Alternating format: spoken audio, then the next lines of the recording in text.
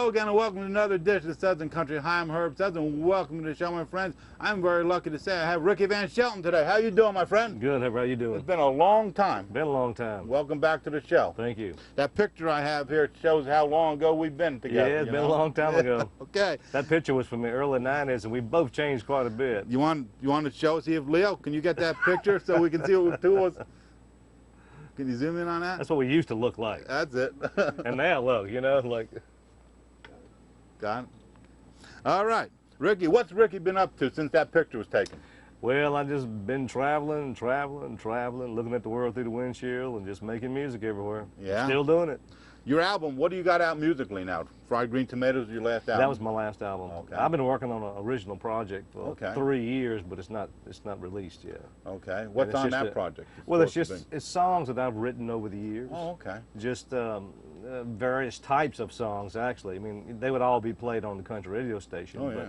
But each one's a little bit different. You know, it's not your typical run-of-the-mill country music. I don't know how to describe it. It's just, I guess if you, when I get through with this thing, if it ever gets played on radio, that you know, you would hear like a little Jim Croce influence. Oh, that's great. You would hear a lot of bluegrass influence, just different types of influences you would hear in this music. Well, was Croce was more of a folky in the old days, and bluegrass. You ever been in the blue? You're carrying a bluegrass instrument with you. Yeah, I've been trying to learn to play this thing. I see you picking away here a few minutes ago. You ever played bluegrass before? Oh yeah. See, when I was raised in gospel music. Absolutely. And then when I was about 13, 14 years old is when I started listening to country. Well, I started hanging around with my older brother Ronnie and his friends, and they played what we call hillbilly music. And what that was like we had a banjo and a fiddle and 4 or 5 guitars, and you play in country music, but when you add a banjo and fiddle to it, it sounds almost bluegrassy, but it's hillbilly. It's a kind of mixture of country and bluegrass. So that's what I really cut my teeth on, as far as the country music goes. Wow. It's really hillbilly music. And what's in between hillbilly and old-timey now? Because when the old brother came out, that was like called old-timey music back then. Well, it's kind of like that. It's like I said, it's just a mixture of traditional country and traditional bluegrass, and if you mix them up, I'd call it hillbilly. Okay. You did a video of all Fried Green Tomatoes called "Call Me Crazy." Call Me Crazy, yeah. And we shot it at the old jail in right outside of Nashville. It was a huge old prison, and they shot a couple movies there at this prison, and that's where we filmed Call Me Crazy. I read an article while I was researching that you're on with Audium. They gave you creative freedom on an album. Now, something you don't normally get on working with other labels. That's true. What creative freedom they give you, and how did it enhance your album? Well, they just said that they like to have me on the label, and just go into the studio. Here's the budget, and make the record you want to make, and that's just what we did. So you as the artist, you put your talents to work on the album instead of somebody sitting in the office with a white shirt on, telling you what to do, and telling you how to sound. And that's the reason that I asked out of my contract with Columbia back in '92, '93, is because I had no control over what I recorded, and I didn't like it. And it's just. Did they pick songs for you? Yes. They picked songs. You had no control over what songs you wanted to pick either. Oh, I picked a few. I picked Jack to a King and Statue of a Fool. Okay. But just so happened that Steve Buckingham, who produced those stuff, he liked it too. But I couldn't just go in there and record something if they didn't like it. Right. That's what, you know. So on this one, you were behind the mic as well as in front of it, huh? Yeah, so. Nothing wrong with that. No, I hired a producer to do this. Right, yeah. But, I mean, I still, you know, I had control of the songs. Do you think an artist would have more success if they had more creative freedom on their albums? Absolutely. Absolutely. I tell you one thing is for sure, that the music you hear on the radio would be much fresher. Would it? It wouldn't all sound alike. Yeah, it's all cookie cutter stuff today. Yeah, so, well, that's not the artist's fault. That's Nashville. That's the people that are sitting behind the desk with the white ties on. I know. That's not. They should stay in the office. They should stay in the office. You guys play the instruments. Right. I agree with you there. How many songs did you go through before you found the amount of songs for that very first album? Because that was a great album, that Wild Eyed Dream. We cut in the studio. We cut probably 20 songs for that album, and I listened to Steve Buckingham, the producer stuff.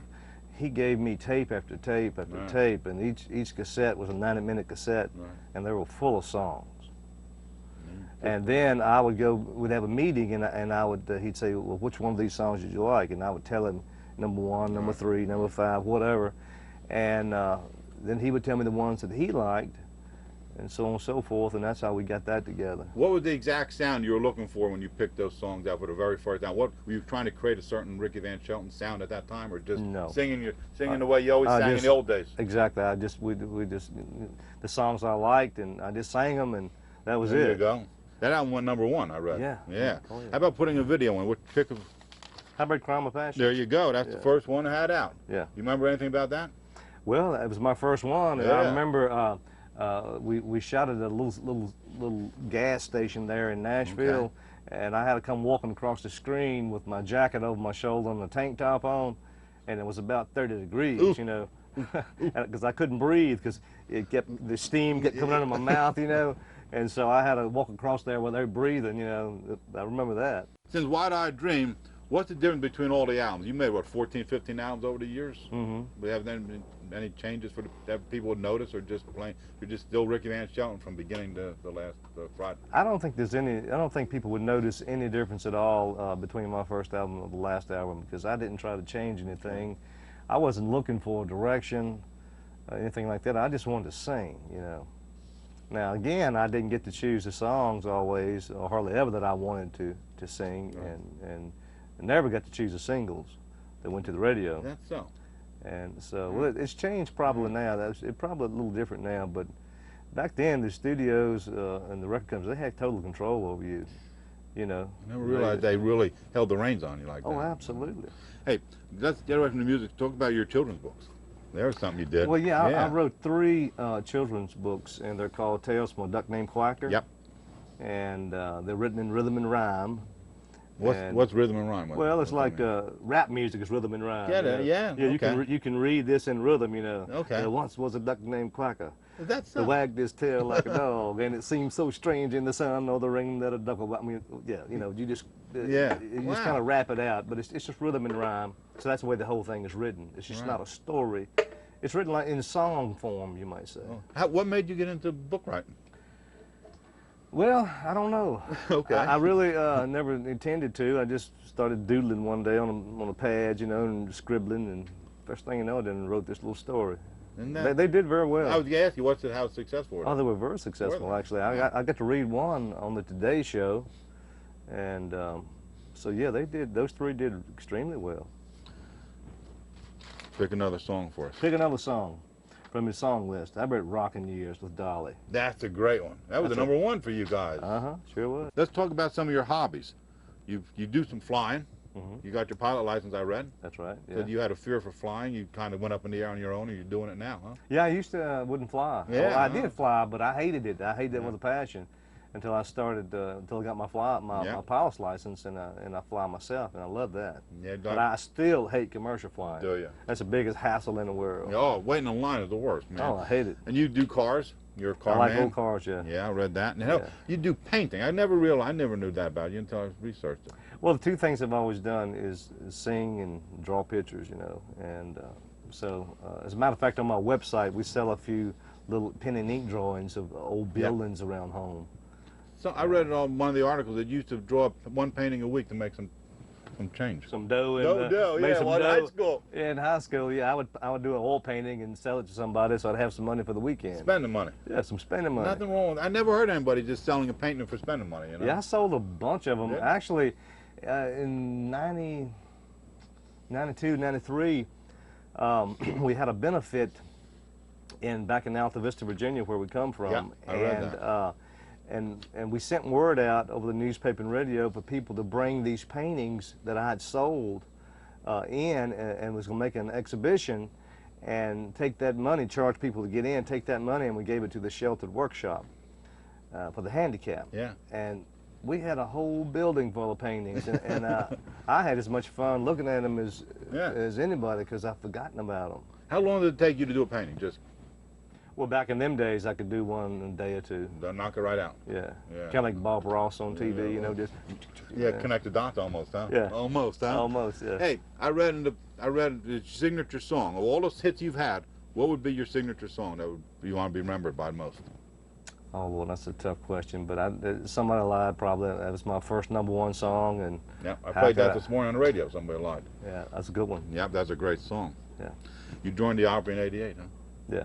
Wow, Sure that had to be a memorable moment for you. Yeah, that's something. Always something. I never thought about becoming a member of the Opry. I mean, I always had aspirations and dreams of hearing myself on the radio, having a record deal, the whole thing.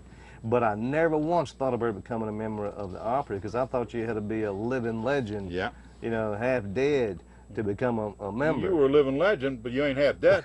But you know what I mean. Yeah, I know what you mean. Of course, I know what you mean. I just didn't think about that part of the business, so I was shocked when I was asked to join.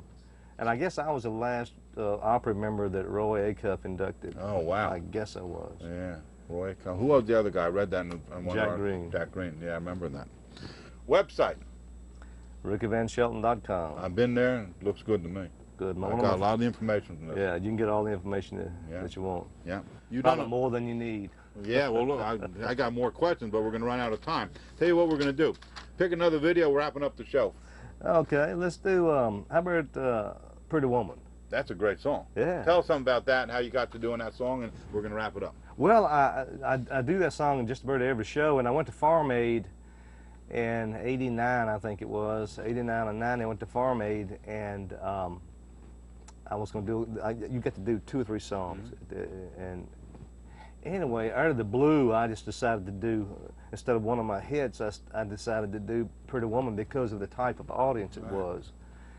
And they videoed it. You know, they had giant screens all over the stadium, and they videoed it, and they gave us a copy. And on the way home, I was looking at it, and it looked like we'd spent $100,000 on the video. All them cameramen just hit all the shots just right, and so we just turned it into a video. But it's not a video. It's actually a live performance. Right, all Farm Aid. Yeah, but it looks like a put-together video, but it's not. It's just what they handed me. Never happened again in 100 years. Thank you, sir, for being on the show. Good seeing you. Thank you. Been years. Been years. It's been years. Been years. Let's see if we can get We've together. both gotten grayer. I'll tell you, look at this. Yeah. Look at this. And look it up here. I don't even take the hat off. Hey, look right here. See?